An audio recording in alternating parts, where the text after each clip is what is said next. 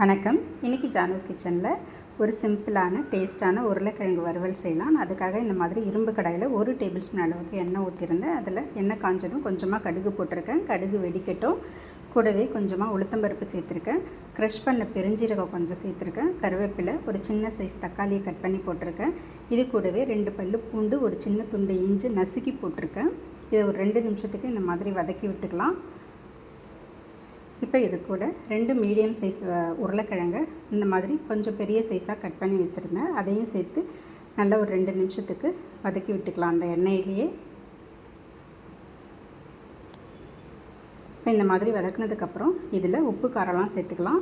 நான் இதில் 2 சிட்டிக்கு மஞ்சள் தூள் சேர்த்துருக்கேன். டேஸ்ட்டுக்கு தகுந்த மாதிரி உப்பு சேர்த்துருக்கேன்.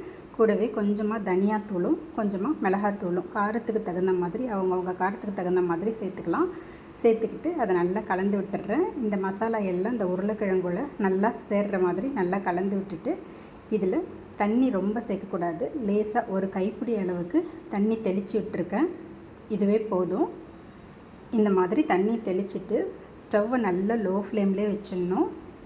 வச்சுட்டு நம்ம மூடும் போது இந்த மாதிரி நல்லா க்ளோஸான ஒரு மூடி போட்டு மூடணும்.